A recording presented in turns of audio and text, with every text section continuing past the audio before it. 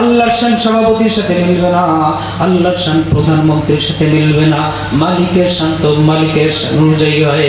এই জন্য পয়গম্বর বলতেছেন ওমান ক্বালা সুবহানাল্লাহ ওমান ক্বালা সুবহানাল্লাহি ওয়ালহামদুলিল্লাহ তামলাউ মা বাইনাস সামাই ওয়াল আরদ। বান্দা তোমার জবানে যদি একবার সুবহানাল্লাহি আলহামদুলিল্লাহ বলতে পারো, তাহলে আমি আল্লাহ তাআলা আসমান এবং জমিনের মাঝখানে যেই ফাঁকা জায়গা আছে এই ফাঁকা জায়গাগুলো নেকি দিয়া ভরিয়ে দিব। এখানে বসে আছেন কষ্ট করে, এত বৃষ্টি, গড় সিজন, বৃষ্টির সিজন, এরপরও যে জমিয়া জমিয়া বসে আছেন, লাভ কি ফায়দা কি? আল্লাহ রাসূল সাল্লাল্লাহু আলাইহি ওয়াসাল্লাম বলেন, ক্বালা রাসূলুল্লাহ সাল্লাল্লাহু আলাইহি ওয়াসাল্লাম, সময় তো অল্প দিছে, জানি না বিষয়বস্তু কত রোজাই। ক্বালা রাসূলুল্লাহ সাল্লাল্লাহু আলাইহি ওয়াসাল্লাম মাসআলাতুন ওয়াহিদাতুন ইয়াতাআল্লামুর রাজুলু উমিলা বিহা আও লাম ইউমাল খায়রুল লাহু মিন ইবাদাতি সানা। বান্দা যতগুলা মাসালা আলোচনা হবে, যতগুলা শুনছো শুনবা, এই শোনার কারণে তোমাদের হালাত হবে দুইটা। এক শ্রেণীর লোক আমল করতে পারবে, আর এক শ্রেণীর লোক আমল করতে পারবে না। ঠিক বললাম না ভাই? ঠিক বললাম।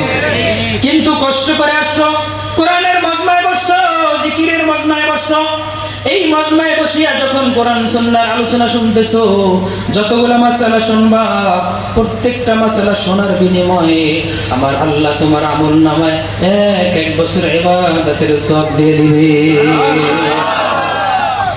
এজন্য যতটুকু সময় আলোচনা হয় শুনবো তো ইনশাআল্লাহ, দিলের কানে শুনবো, আমলের নিয়তে শুনবো, অপর ভাইকে পৌঁছে দাও নিয়তে শুনবো ইনশাআল্লাহ। এক বছর ইবাদতের সওয়াবের পরিমাণ কতটুকু আজকে বলবো না, কারণ সময় তো সংক্ষেপ। যতটুকু সময় আছে বিষয়বস্তুতে ঢুকতে হবে। কষ্ট করে আপনারা আসছেন, বসছি, আলোচনা করব, কিছু তো নেওয়ারও দরকার আছে।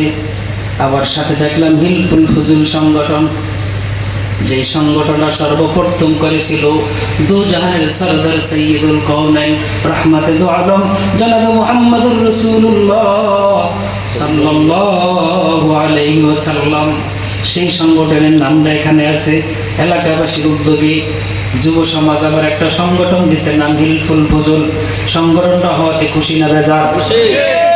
দো পয়গম্বর আরবি মুহাম্মদুর রাসূলুল্লাহ সাল্লাল্লাহু আলাইহি ওয়াসাল্লাম নবুয়তের আগে যেই সংগঠনটা করছিলেন, ওই সংগঠনটার নাম এই নামেই নামকরণ করা ছিল। কিন্তু যখন সংগঠন হয়েছে, কিন্তু শরীয়ত এখন পর্যন্ত আসে নাই। পয়গম্বরের উপর সবাই রাজি, পয়গম্বরের উপর সবাই খুশি, সবাই তো আল্লাহ আমিন কয়, সবাই তো সাদেক কয়, সবাই তো ভালো কয়, সবাই প্রশংসা করে, এভাবে চলতেছে।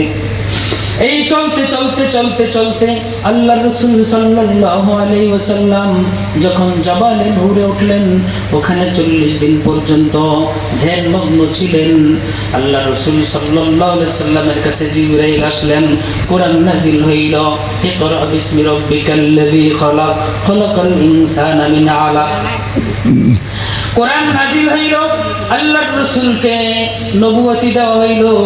আল্লাহর রাসূল সাল্লাল্লাহু আলাইহি ওয়াসাল্লাম নবুয়তি পাইয়া যখন নবুয়তের দাওয়াত দেওয়া শুরু করলেন, দাওয়াত তাবলীগের কাজ শুরু হয়ে গেল।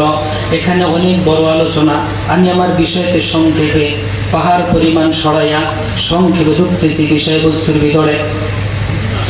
আল্লাহর রাসূল সাল্লাল্লাহু আলাইহি ওয়াসাল্লাম যখন দাওয়াত দেওয়া শুরু করলেন, এতদিন তারা 360 কথা মানছে। আল্লাহ রাসূল কি বলেন? আল্লাহ রাসূল দাওয়াত দেয়, লা ইলাহা ইল্লাল্লাহ মুহাম্মাদুর রাসূলুল্লাহ। 360 খোদা ছাড়ো এক খোদা মানো। কয় খোদা? আমাদের রব কয়জন? খালেক কয়জন? মালিক কয়জন?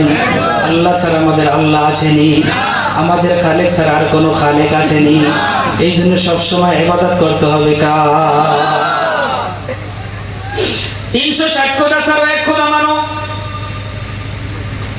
দাওয়াত শুরু করলেন। দাওয়াত দেওয়া যখন শুরু করলেন, ইসলাম বিরোধী, কোরআন বিরোধী, তৌহিদি বিরোধী যারা আছে আল্লাহ রসুলের বিরুদ্ধে শুরু করে দিলে। এখনো দেখবেন যারা কোরআনের কথা কয় কোরআন বিরুদ্ধে, তার বিরুদ্ধে লাইগা যায় কি যায় না? ইসলামের পক্ষে যারা কথা কয় ইসলাম বিরোধীদের গায়ে যখন লাগে তারা তখন তাদের বিরুদ্ধে লাইগা যায়। তাই আল্লাহ রাসূল সাল্লাল্লাহু আলাইহি ওয়াসাল্লাম যখন দাওয়াত দেওয়া শুরু করলেন, ইসলাম বিরোধী, কোরআন বিরোধী, তৌহিদ বিরোধী যারা আছে আল্লাহ রাসূলের বিরুদ্ধে লাইগা গেলেন। কিছু সংখ্যক লোক চিন্তা করতেছেন, কিরে একটা